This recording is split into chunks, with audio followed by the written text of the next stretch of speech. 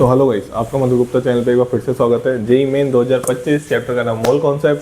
Question का concept मैं पहले सिखा चुका हूं और मैंने आपको एक वीडियो में बोल चुका हूं कि जिस क्वेश्चन का मैं कॉन्सेप्ट सिखा चुका हूं उसको मैं बहुत जल्दी सोल्व करने वाला हूं। ठीक है ना। चलिए, क्वेश्चन है एन ऑर्गेनिक कंपाउंड, और इससे क्वेश्चन काफ़ी पूछे जाते हैं। ठीक है।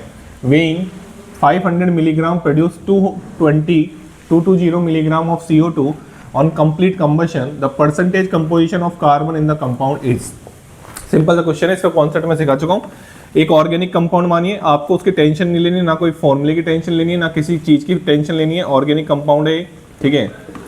इसका कंबशन किया गया है और कंबशन में जो प्रोडक्ट बनते हैं वो आपको पता है। ऑन कंबशन, दिमाग ही नहीं लगाना था इसमें। ऑन कंबशन क्या बनता है? CO2 और H2। जब तक क्वेश्चन कुछ नहीं बोल रहा, भैया बोल रहा है ना कि produce 200 CO2 on complete combustion, जब तक क्वेश्चन ने कुछ एक्स्ट्रा नहीं बोला, जब तक हम मान के चलते हैं कि CO2 और H2 बनता है। ठीक है ना। चलिए, अब कंबशन होने पे जितना इसमें कार्बन था, इसमें जितना कार्बन था वो सारा का सारा किस में चले गया? CO2 में। तो खेल खत्म। खेल खत्म कैसे? कि सर मोल ऑफ कार्बन बराबर क्या होता है? Mole of CO2।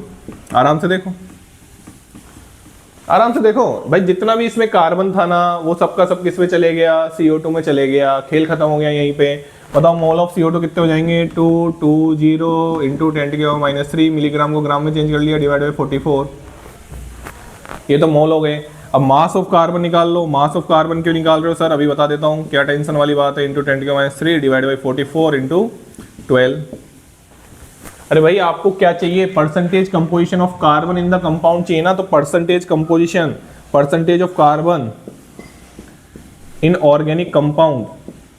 अरे बच्चा, ये तो बहुत पहले पढ़ा दिया गया होगा आपको कि mass of carbon divide by mass of compound, organic compound into 100। तो इसलिए मास ऑफ कार्बन। अरे भाई, यही तो सिखा रहा हूं कि इसमें जितना कार्बन था वो सारा का सारा CO2 में चले गया ना। तो CO2 के जितने मोल होंगे उतने ही मोल ऑफ कार्बन होंगे। जितना वेट होगा वो उसी का वेट, इसी में कंपाउंड में कार्बन का वेट होगा, क्योंकि सारा का सारा कार्बन किस फॉर्म में चले गया? CO2 की फॉर्म में चले गया। ध्यान से सुन लो। हाँ भाई, तो मास ऑफ कार्बन आ गया। मास ऑफ कंपाउंड क्वेश्चन ने भली बात ही दे ही रखा है, तो फिर टेंशन किस बात की? आइए तो क्वेश्चन को, तो ये कट रहा है मेरे हिसाब से। ओ माई गॉड, ये कट गया भैया। कितनी बार? 2 बार कट गया। 10, यहाँ पे 10 बच जाएगा, यहाँ पे 2 बच जाएगा। क्या बात है सर, ठीक है ना। इसको सॉल्व कर लेंगे अपन। तो मेरे हिसाब से मास ऑफ कार्बन,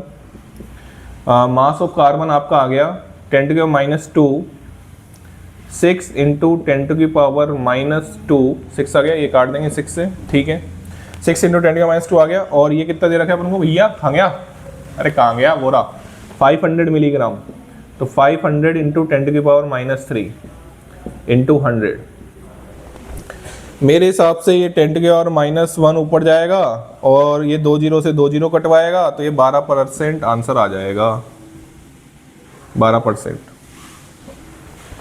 मतलब हलवा क्वेश्चन था, कोई लेना देना नहीं है। इसका कॉन्सेप्ट मैं सिखा चुका हूँ आपको पहले, फिर से बता दिया। इसमें सीखने वाली बात इतनी सी थी कि ये जिसमें जितना कार्बन था वो सारा का सारा CO2 में चले गए। बात समझ में आ गई? ये फंडा था इस क्वेश्चन का, ठीक है। मैं फिर से बोल देता हूँ, कोई बच्चा डायरेक्ट इस वीडियो में आता है तो और उसको ऐसा लगता है कि सर आपने तो बहुत जल्दी समझा दिया। बच्चा, मैं उसी क्वेश्चन, मैं वापस बोल देता हूँ ये लाइन, मैं उसी क्वेश्चन को बहुत जल्दी समझाऊंगा जिसका कॉन्सेप्ट मैं एक क्वेश्चन में बता चुका हूँ। तो उसके जैसे क्वेश्चन में मैं टाइम नहीं लगाऊंगा, ठीक है ना। चलिए, thank you so much. Channel को लाइक करें, शेयर करें और सब्सक्राइब करें।